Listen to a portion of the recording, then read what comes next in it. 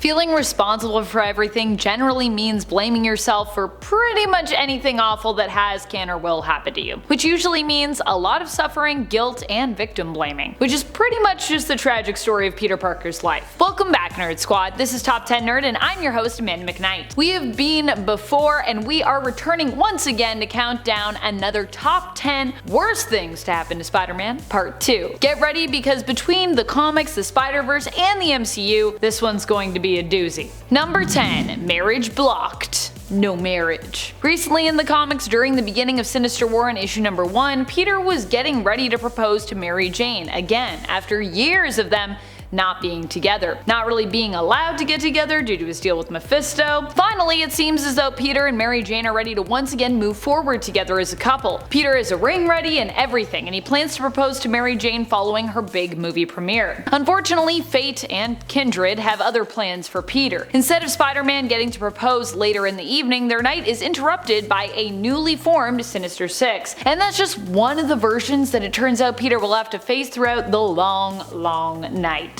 Number 9. Proposal Denied. Even when Spider-Man was able to propose to MJ, it didn't go as smoothly as he'd hoped the first time around. Granted, Peter didn't really have great reasoning or timing for proposing. He was pushed into the proposal idea sort of by his Aunt May, who at the time was in critical care. So I mean, how are you gonna say no? At this point, he and MJ were more friends than lovers, but Mary Jane, who is becoming more and more known for her kind and caring nature, was looking after Aunt May while she was in the hospital, despite the fact that Aunt May wasn't actually her own aunt, and she and Peter were more friends at that time. Mary Jane still obviously thought of Aunt May as family, and honestly, considering what her family life has been like throughout the comics, I can't say I'm surprised that she'd feel that way. Aunt May has been there for Mary Jane at times when MJ's own family wasn't or couldn't be. Peter ends up taking his aunt's advice, who suggests that he settle down with Mary Jane. He decides the best way to approach this topic is to surprise Mary Jane in the evening, knocking on her door and offering her some Cracker Jacks, which have a ring hidden in the box. Wow, so romantic, Peter. Mary Jane takes the ring but later returns it, adding to Peter's frustrations of that day and basically breaking his heart. Honestly, not the best idea for a proposal Peter's ever had, so I'm not really surprised it went that way, but I also love how Mary Jane's like, we should just be friends, like don't worry about it, I gotta be a free spirit. And Peter's like, she never wants to see me again.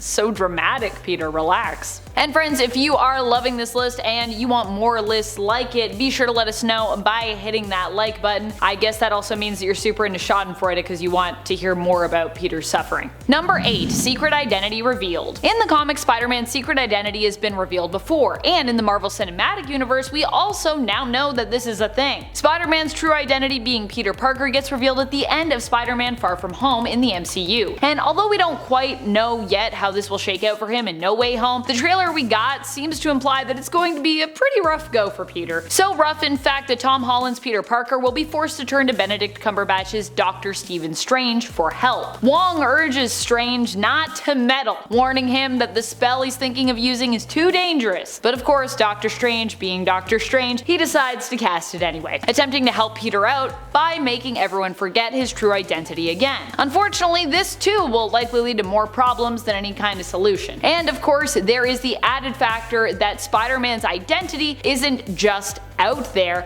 but that he's also been implied to have been involved and the cause of Mysterio's death, who is thought of by the public still as a hero. Oh dear.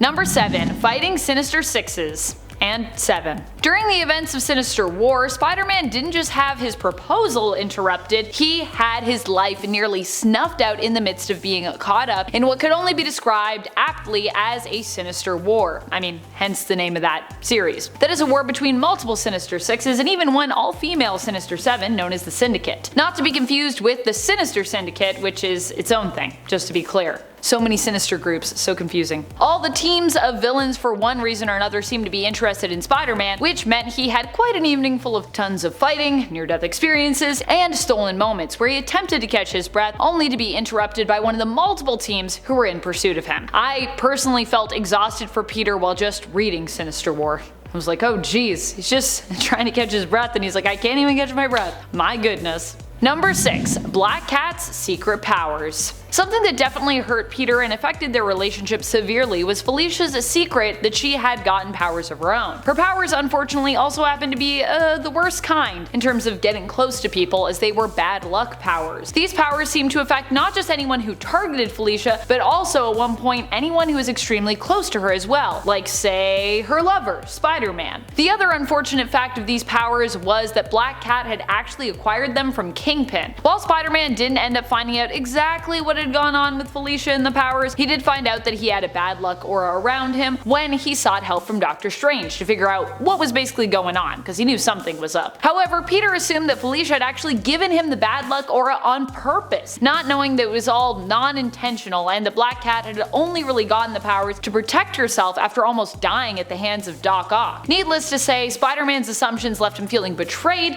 and he broke up with Black Cat. Number 5. Mysterio pretends to be a friend and a hero. In the Marvel Cinematic Universe, the whole reason that Peter's identity has seemingly been revealed is because of his interaction with Mysterio. At least, as I said, that's what it seems like thus far. Mysterio initially appeared to be a hero and a friend to Peter, claiming initially to have hailed from an alternate Earth that was lost because Mysterio was unable to succeed in protecting it. Mysterio claimed that the beasts, elementals that threatened his Earth, now threatened this one, and that he has come to basically try and stop them, hoping to succeed this time around on this Earth with the help of Spider-Man. Spider-Man is not sure at this point if he actually wants to be a hero or if he instead wants to give it all up and just be, well, a normal high school kid. He gives Mysterio the Edith glasses bequeathed to him by Iron Man following his death. And these glasses are not only super cool looking, at least I think they're super cool looking, but super important, as they allow whoever has control over them, along with security clearance, to control a network of satellites as well as pretty much a massive drone army. It turns out that Mysterio really wants access to create a great illusion that will ensure his place as a world leader and a hero after being snubbed many years before by Stark himself. When Tom Holland's Spider-Man realizes that Jake Gyllenhaal's Mysterio is really a simple man named Quentin Beck, who is in actuality the villain of this story, you can imagine how awful he feels, and what hoops he is forced to jump through in order to save the day. Number 4. Ben returns as Jackal. Ben Reilly really had a rough go. This point is not only a revelation that it turns out was tough for Peter, but was also a reveal that made things hard for our alternate Spider-Man, once known as the Scarlet Spider, Ben Reilly. Following the end of the Clone Saga, it seemed as though we'd lost Ben forever. But let's keep in mind that Ben never really dies, but is pretty much the hero who always comes back. Although he doesn't always come back as a hero. We later learn that Peter's friend and clone Ben Reilly only died to be resurrected again and again by the Jackal, who was using him in experiments to basically create the perfect clone. This experience drove Ben insane, however, and so at one point he returns only to kill Miles Warren's Jackal and take the name for himself, becoming a villain and the new Jackal. Gasp! Number 3. Death of Tony Stark. In the Marvel Cinematic Universe, something that hit Peter really hard was the death of Tony Stark. Initially, it had been Spider-Man himself who had perished in the snap when Thanos kills half of the universe using the Infinity Gauntlet. Peter was part of the 50% who lost their lives and seemingly turned into dust. He would return when Hulk used the Infinity Stones to bring everyone back 5 years later, but Iron Man would be forced to use them one more time to eliminate past Thanos and his army, Thanos from the past. Being Tony was just a man, using the Infinity Stones to do something so great and so extreme not only exhausted his energy, but caused him to lose his life. Also, he had them like in his suit, so probably not as good as having them, you know, on a gauntlet that was made for that. This gave us a heartbreaking scene between Tom Holland's Spider-Man and Robert Downey Jr.'s Iron Man, where the two heroes once more were forced to say goodbye to one another near the end of Avengers Endgame, leaving Spider-Man without his mentor and feeling kinda lost as he continued to discover what it really means to be a hero, and if he actually wanted to become one at all. Number 2. Accidentally causing harm to Carlie Cooper. It's hard being Spider-Man, not just in terms of all the heroics or all the people he has to save, all the responsibility he has as a hero, and even not just in terms of his own personal trauma and his struggles as Peter Parker. But one of the hardest things about being Spider-Man is really the balance between those two worlds. It's a dangerous life, and either Peter Parker is often forced to lie to people in order to protect them from it, or he tells them the truth, bringing them into the hero fold told, but putting them potentially at a great risk. That is pretty much what happened here with Carlie Cooper, Peter's one-time girlfriend, who all in all was a capable person and forensic specialist with the NYPD. Carlie ended up being kidnapped by the Green Goblin, and after refusing to reveal what she knew about Spider-Man's true identity, was turned into a goblin herself with the Goblin Serum. She took up the name Monster for a while, and even after she was changed back into her normal self, was forced to leave New York in the end to create some distance between her and Peter, because she was like, I can't deal with this. She'd get over it, but I feel like that's pretty hard when you're Peter Parker and you already take everything very personally. If it's something bad happens, you're like, ugh, I really messed up. Oops. I'm the worst. That's Peter. Number 1. Peter's death. On our part 1 we talked about one of the times Peter died in the comics, though not in the main continuity, and here we're going to be doing the same. In fact, this death is very similar in terms of it being from an alternate reality where Miles Morales' Spider-Man also exists. We're talking about Peter's death in Into the Spider-Verse. This reality in the animated universe is still seemingly considered 1610, though it does differ from the comics. It's not comic 1610, it's animated universe 1610. Here, Miles' own Peter Parker, who is blonde, dies during a fight with Kingpin, and Miles actually witnesses it. His death is heartbreaking not just for Miles, who now finds himself the only surviving Spider-Man in his reality, without anyone initially to mentor him like Spider-Man said he was going to, but Peter's death here is also heartbreaking for his girlfriend, Mary Jane, who only after his death reveals his secret identity to the world, and for all of New York and possibly planet Earth, who knew him as their friendly neighborhood hero.